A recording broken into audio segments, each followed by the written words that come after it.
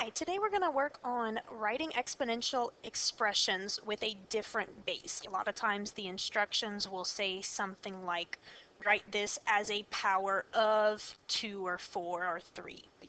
And sometimes this is really handy to do because a lot of the rules of exponents, for instance, the product rule, requires that the exponents have the same base. In this case, 3 is our base. And we're allowed to add the exponents when multiplying, and there's other rules like that that require exponents to be written with the same base in order to use. So what we're going to do is have to sometimes manipulate an exponent so that they are written in the same base and we can solve a problem. So for instance, I can rewrite exponents in a different base, such as if I have 4 to the 5th power, and I need to write it as a power of 2, which means that I want to rewrite it so that the base is 2 instead of 4. And that can be done by rewriting just the 4. Ignore the exponent for the time being, and we want to rewrite the 4 as 2 to a power if we can. And if we can't, we're kind of stuck. Okay, we have to be able to write the base the way it is as that power that we're trying to look for. So a 4 can be written as 2 to the 2nd power. So what I'm going to do is I'm going to rewrite 4 as 2 to the 2nd power. The parentheses are important here. I'm replacing the 4 with 2 to the 2nd power, and it still has to be raised to the 5th power because my original problem was 4 to the 5th power. I've simply changed the 4 to the 5th power to 2 squared to the 5th power. But these two expressions mean the same thing. I don't want to change the value of my problem. I'm just wanting to rewrite it a different way.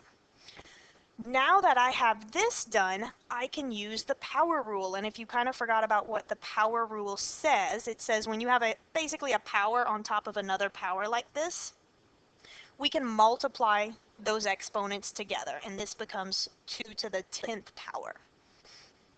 So having 2 to the 10th power instead of 4 to the 5th power is useful if we have other things to do with this that require a base of 2. 4 to the 5th power and 2 to the 10th power have the same value. They mean the same thing if you were to actually multiply them out. They're just written different ways. So if your instructions are to take 4 to the 5th power and write it as a power of 2, this would be your answer. Your answer would be 2 to the 10th power. So let's try that with another example. Let's say I have something like 27 to the 8th power.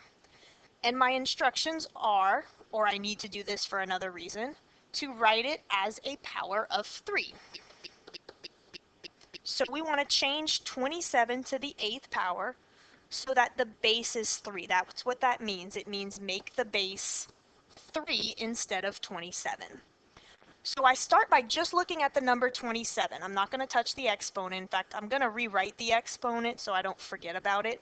But I want to rewrite 27 as 3 to some power. So we should know these basic ones. 27 is the same thing as 3 to the 3rd power. So I can replace the 27 with 3 to the 3rd power. They mean the same thing.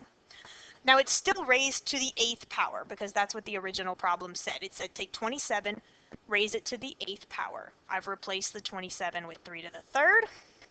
Now I can use that power rule. Power rule says when you have exponents on top of exponents, we multiply those exponents together. So 27 to the 8th power is the same as 3 to the 24th power. Okay, and there's a lot of different reasons why you might need to do that. You might need to do this if you need to apply another rule, like the quotient rule or the product rule, in order to combine some other things. Like if I had 27 to the 8th power, and I was trying to multiply that times 3 to the 5th power. Well, now that I have rewritten it as a power of 3, I could take 3 to the 24th power and multiply it with 3 to the 5th power and use the product rule, which says add the exponents when we're multiplying things with the same base. So that would allow me to do that. Whereas otherwise, if I had just been given this problem, 3 to the 5th times 27 to the 8th, I wouldn't be able to solve that without doing a whole lot of multiplication. And most of the time you'll be writing these answers expressed in exponential form, just like this. This means you'll have an exponent in your answer.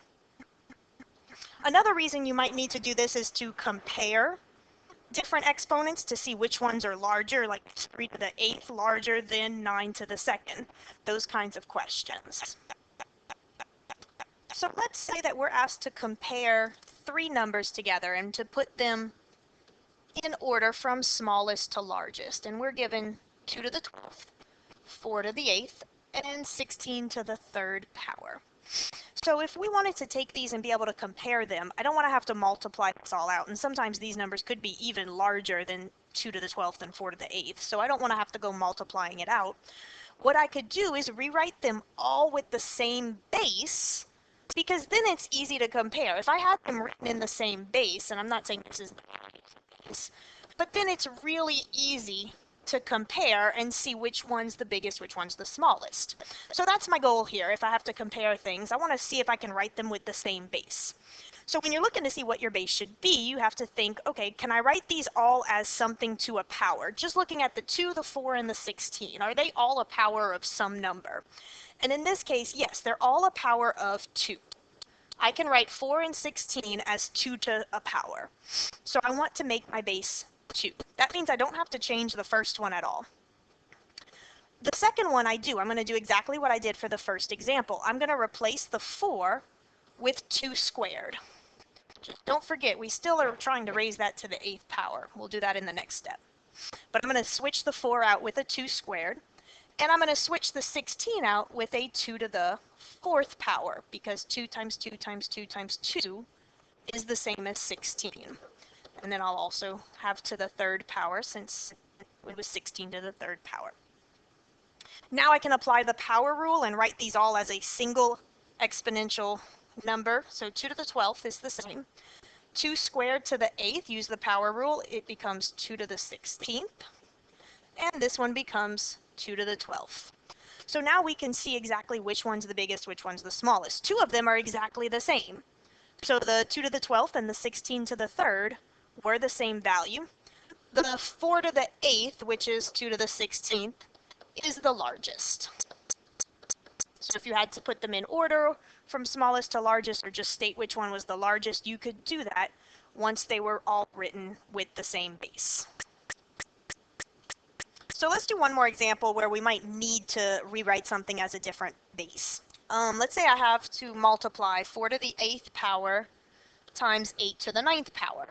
The way it stands, I can't apply the product rule because the bases aren't the same. 4 and 8 aren't the same base. So in order to do this, I want to rewrite them with the same base. I have to pick a base first. I can't write the 8 as 4 to any power, but I can write both the 4 and the 8 as a power of 2.